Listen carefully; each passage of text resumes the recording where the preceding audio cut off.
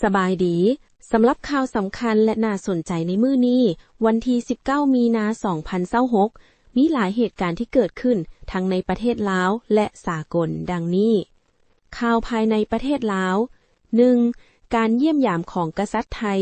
กษัตริย์และราชินีแห่งราชอาณาจักรไทยได้สำเร็จการเยี่ยมยามรัฐกิจอยู่สปป.ลาวอย่างเป็นทางการ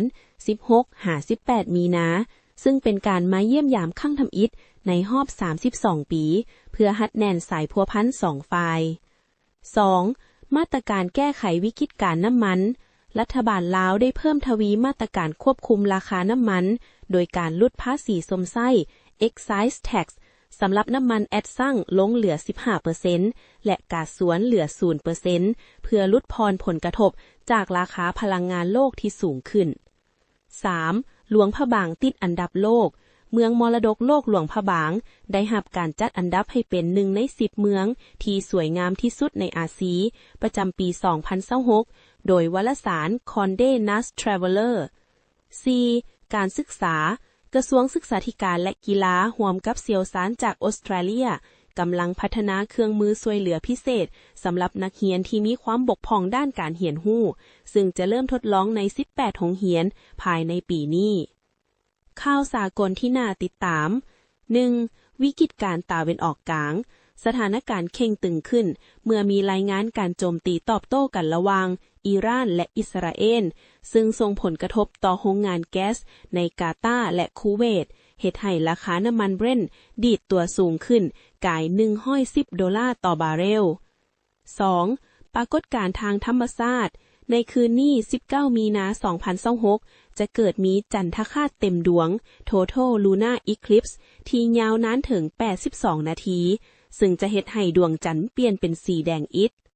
3. เศรษฐกิจโลกบรรดาธนาคารกลางใหญ่ๆทั่วโลกกำลังเฝ้าระวังผลกระทบจากสงครามที่อาจจะเฮ็ดให้มีการปรับขึ้นอัตราดอกเบี้ยตื่มอีกสำหรับมื้อนี้วันที่19มีนา2026มีข่าวที่น่าสนใจและเป็นกระแสที่อยากมาเล่าสู่ฟังดังนี้ข่าวเด่นในลาว 1. ยกเลิกปึ้มสัมมโนครัวแบบเจี้ยกระทรวงป้องกันความสงบประกาศหยุดการออกปึ้มสัมมโนครัวแบบเก่าทั่วประเทศต่อไปจะเปลี่ยนมาใช้ระบบดิจิตอลแทนเพื่อความสะดวกในการเฮ็ดธุรกรรมต่างๆและให้สอดคล้องกับยุคสมัย 2. การท่องเที่ยววางเป้าหมายใหญ่รัฐบาลตั้งเป้าดึงดูดนักท่องเที่ยวให้ได้5-6 ล้านคนในปี2026นี้โดยเฉพาะแม่นนักท่องเที่ยวจากจีนที่คาดว่าจะเข้ามาหลายถึง2 ล้านคนย้อนความสะดวกของรถไฟลาวจีน 3. การร่วมมือสากลท่านนายกรัฐมนตรีได้ต้อนรับฮ้องประธานธนาคารโลก World Bank เพื่อปรึกษาหารือเกี่ยวกับการร่วมมือด้านการพัฒนาเศรษฐกิจและแก้ไขปัญหาสิ่งแวดล้อมข่าวต่างประเทศที่ต้องติดตาม 1. วิกฤตการพลังงานมีความกังวลเรื่องการขนส่งน้ำมันในภาคพื้นโดยทางกองทัพไทยได้ออกมาปฏิเสธข่าวลือเกี่ยวกับการลักลอบส่งน้ำมันไปกัมพูเชียผ่านทางลาวเขาเจ้ายังยืนยันว่าได้มีการกวดกาอย่างเข้มงวดอยู่ตามชายแดน 2. ความเข่งตึงในตะวันออกกลางสถานการณ์ยังน่าเป็นห่วงซึ่งส่งผลกระทบต่อราคาน้ำมันและอ้ายแก๊สในทั่วโลกมีรายงานว่า